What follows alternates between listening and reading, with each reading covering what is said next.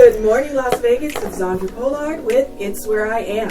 Today, my guests are Dr. Gwendolyn Green and Miss Jessica Hernandez. Today, we're going to be talking about protecting our youth in school. Hey, Las Vegas is ranked at the bottom for education and for mental health. So we want to, dive in here and talk about some of the things that parents such as myself and Jessica are dealing with in Las Vegas. So I know for me, I had an incident with my son, and luckily I had the time to deal with the situation. Not every parent has the time and resources to take care of things that may come up in school. So for me, I will say this. My son was written up for bullying. Now, when I went to the school to hear what happened, I was told, we're just going to go through these 6 papers and, we'll get you out of here right away. Well, no, you're not. What are these 6 papers? What happened? What are the statements involved? What happened? Because I need to see how your story matches up with my son's story. And they didn't match. So, after finding out more information, we reconvened the following week because I was not satisfied with the investigation that was done. And based upon further investigation, it was found out that the situation was deemed uncircumstantial. Along with that, the school was also reported to CPS for educational neglect, harassment, and a list of other things. So, this show is about protecting our youth. If you don't have time to do all of this, what would you do if the school called you and said, your son or your daughter is in trouble for X, Y, and Z? If you can even get down there before school is over, how do you handle it? Do you just accept what they say and just go along with the process? You got to stand up for your kids and find out what actually happened. Take some time to investigate. And don't be afraid to ask them questions. So, Jessica, I want to get into your story some. I know that you have an unfortunate situation with your child who is on the autism spectrum. And she is nonverbal as well. Is that correct? She was for a long time. There was a large portion of her career in CCSD that she couldn't express herself verbally. Okay, so as far as I understand, I know that, and this show is not about trying to beat up CCSD. This show is about helping parents support their children and take appropriate action when necessary. Okay? So, going on with your story, your child, nonverbal at the time, right? She was in this class with this teacher for a number of years, and for a large portion of that she was nonverbal. Okay. She, after being at home with us during the pandemic and spending more time in conversation with family members, she somehow flourished, and yes. Now she's able to talk. This would have been her first year starting in that classroom as a verbal child. I say that to say that she could speak, but okay. She wasn't intelligible is the word that they would use to describe her language a lot. Oh, wow. Okay.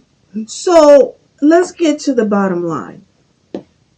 I understand that your child was kicked by her teacher, and when you set up the meeting to speak with the principal, the teacher, and the other, I think the other witness, which was like the teacher's aide or something. The special education facilitator. Okay. Mm-hmm. The teacher admitted to kicking your child. Yes. Okay. So, can you tell our audience what happened? Give us the main details of this story. Mm-hmm. My daughter comes home, and on the first day, she's just acting a little off. I check in with her, do my my duty. I just got her off the bus. I'm seeing her first reaction to coming home, and I'm noticing already something's off. I'm asking her what's going on. Mm-hmm. She expresses to me that there were comments made about her hair. There were comments made about her hygiene. So I scheduled an appointment, a parent-teacher conference with the teacher. Okay. And the next day, when she came home, weird again, off again. She didn't want to talk to me this time. She spoke to her dad, though, when he got home and expressed to her that the teacher had kicked another classmate and her. So you noticed change in behavior 2 days in a row. Your child came home not the same as she normally would have, right? So that was your indicator. Yeah. Okay. So what questions did you then ask?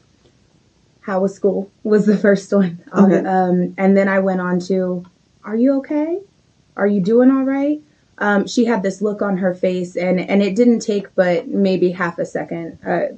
She got off the bus and probably with one foot still on the bus, and me saying, what's going on? Are you okay? Mm-hmm. She's telling me, I need to take a shower. I need to get my hair changed. That was the first day. That was immediate. She's telling me things that, she does say when she's ready to take a shower, she's on top of it. I'm on top of it. But she was adamant. She needed to do it now and outside of her schedule. Because you told me the teacher said what to her? Well, one of the teachers asked her if she takes showers at home or expressed to her that she should take showers at home. There's a little bit of a miscommunication there, but comments on her hygiene. Mm-hmm. And then the second teacher asked her what happened to your hair, in a way that hurt my daughter's feelings, according to her recount of what happened. She told me that the teacher asked, what happened to your hair? She gave me the tone. So explain what happened to your hair. Mm-hmm. So how was her hair previously? Well, my daughter has tight afro curls, and she likes her little afro puffs, and she had twists in originally for picture day. Okay. Some little barrettes in there. And then the twists and the beads that were attached to it were taken out. Okay, so she was wearing her hair in a natural state. Right. She went from having a tight hairdo to a loose, natural style. Okay. Overnight. And the teacher asked. Well, we all know what that's like after taking our braids out, as African American women. We wear our braids, and one day and the next day we may not have them in, right? And specifically for my daughter, it relates to her sensory issues. Sure. She has an issue keeping her hair in braids or keeping beads on because they'll clack together. Right, because you were saying because she's on the autism spectrum, that sound from the beads was disturbing for her. Yeah. It was irritating. Okay. She was desperate to have her hair done in a style for picture day. She got it done. She sat through it, wore it the whole day, and then came home and wanted it out. So I just want to understand. I do understand the issue with the hair. Mm-hmm. Okay, as an African American woman, I do understand the issue with the hair. What I do not understand is the teacher admitting to kicking her, and when she admitted it, it was like she was telling me she was playing like a game, a kicking game. Well, and based on what my daughter had told me about the scenario, I was hoping that it was a game, like maybe it was in PE or something like that. I went with all the reasonable outlets first. Right. Maybe it could have been a Duck Goose game. Maybe she tripped. Right. I didn't know at first. And so I called up. But once my daughter said that another child had been kicked as well, and I asked her, was this playing? Was this mean? Was this happy? I was trying to figure out words that she knew to express what she was saying had happened. Sure. Once I found out that we were dealing with something that might be a scenario where the teacher could deny it, I scheduled with the principal. When we got there, the teacher sat across from us and did not say it was part of PE, did not say it was part of an actual group game. What did she say? That it's something that she does with the other student regularly. It's part of a game they regularly play. That he's 100% all boy, and that's just how he plays. That's how they play. she stated that she knew she shouldn't play it with my daughter, but that my daughter was adamant. She wanted to join in. And it was actually from that teacher's admission of what happened that I learned that it hurt my daughter. Okay. She had never stated that she said ow or that it hurt. It was the teacher sitting across from me saying, but her she foot said it. Came off the ground. Mm-hmm. And onto my child. Right. So, okay. And not so accidentally, but with intent that she expressed. So what was the outcome for this teacher? Well, was there a write-up? I mean, what happened? Well, as of right now, I don't know. I asked in that meeting, the principal and my other family members that were there, asked the principal to make sure that there was a report written or that the proper channels were notified so that if another parent came up 3 years later and said that this happened, they wouldn't be sitting there alone, just their word against hers, that my daughter's account would be heard as well. And then they told us that we needed to get her into school as soon as possible. So they just wanted her right back in school.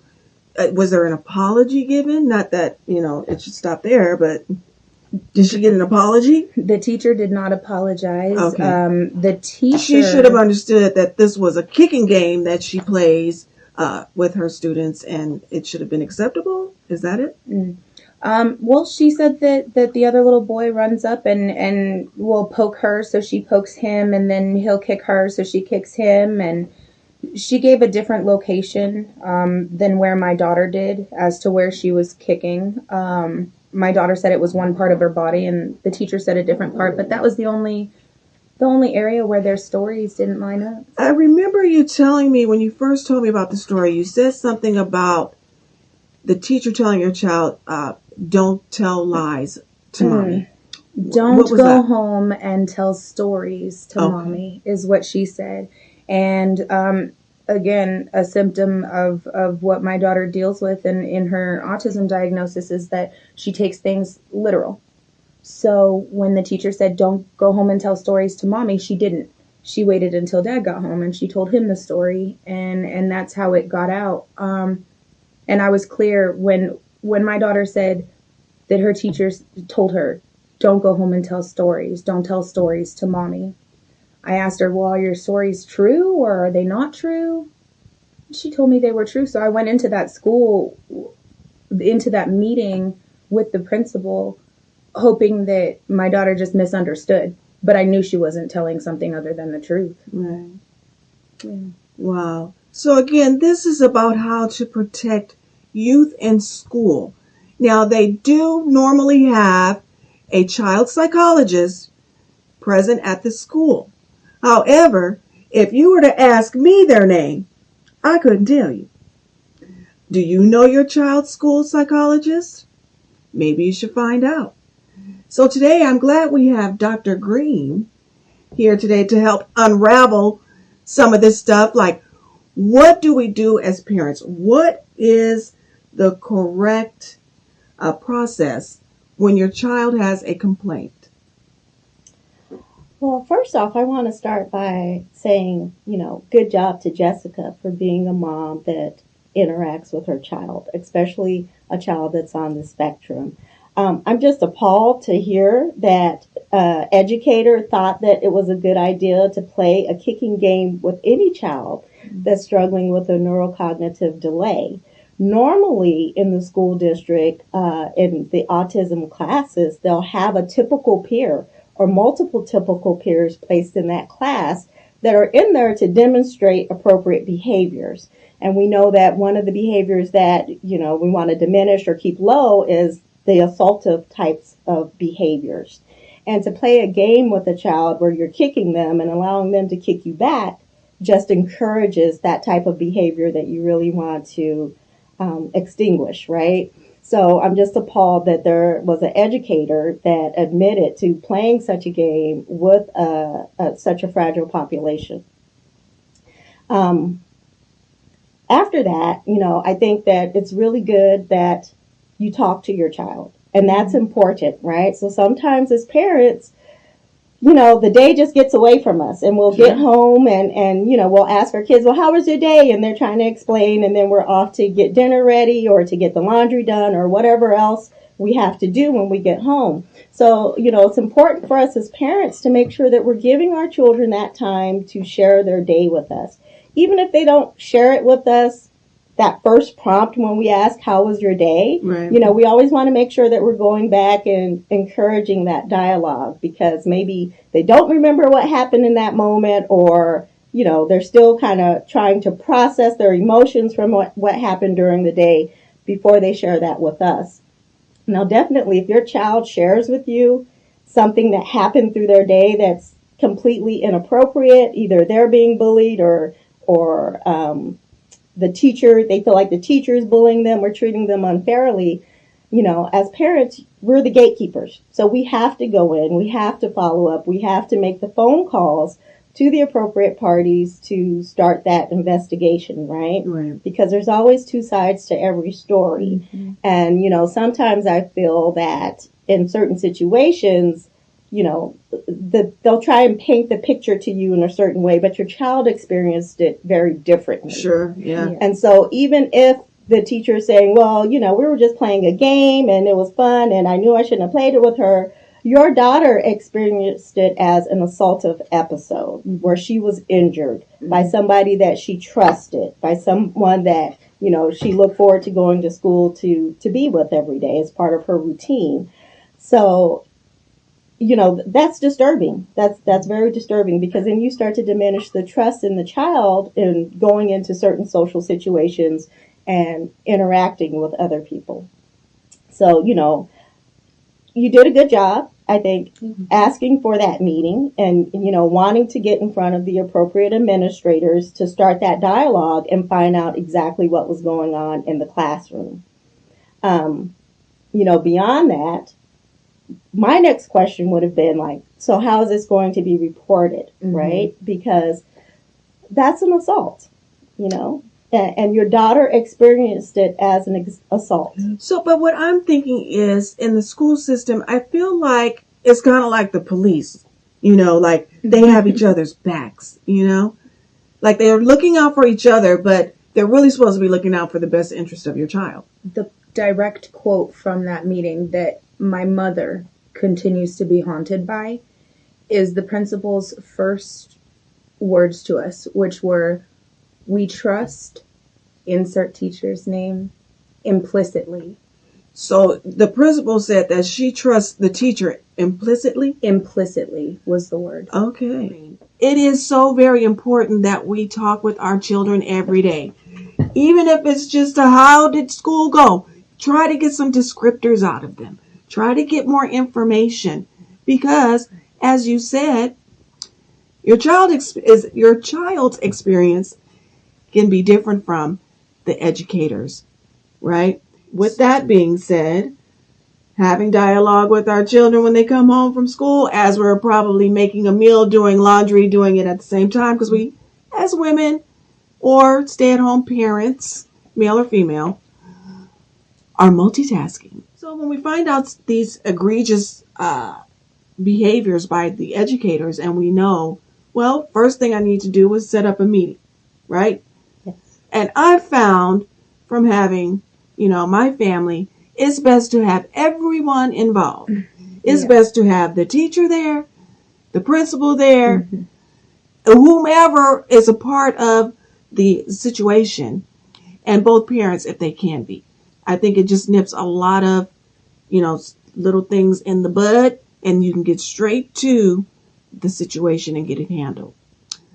Is there anything you want to help us understand, Dr. Green, about psychologists being in the school? Because like I said, I actually met one. I knew of one, but I have not heard of anyone else. And I know it's up to me to find out that information, but a lot of parents don't even know that they exist in the school. Correct. And so I'm not 100%, familiar with the process with the school district. But what I do know is that they do attempt to provide that psychological support. Now, generally, with the psychologists within the school district, they're there to do more of the assessment type of activities with regard to, assessing educational needs, sometimes psychosocial needs, but not necessarily in there to provide any type of crisis intervention or clinical interventions. Okay. But the school district has done a pretty decent job about having clinical social workers available that go between schools to provide that type of support for youth that, are at the school. So it becomes one of those things where kind of us as parents sometimes have to do the digging to find out who these resources are. At the beginning of the school year, generally schools will have like an open house activity or event. That's a good time to get to know what supports are available for your kid should they encounter a situation where, they need to talk to someone. They want to speak to a counselor, but not necessarily about their academics, right? Because most times the counselors are there for academics, especially as we get higher into the grade levels, your middle school and your high school levels of education. Mm-hmm. But, just getting to know what kind of resources are available and who you can go to if you have specific concerns about your child's educational process or the treatment that they're receiving in the classroom or just their social interactions with other kids that are in the school with them. I wanted to invite Dr. Green on the show to help our community and to be able to provide a resource for people out there. And she is available for... My agency provides clinical care for our community. So I treat children, adolescents, and adults.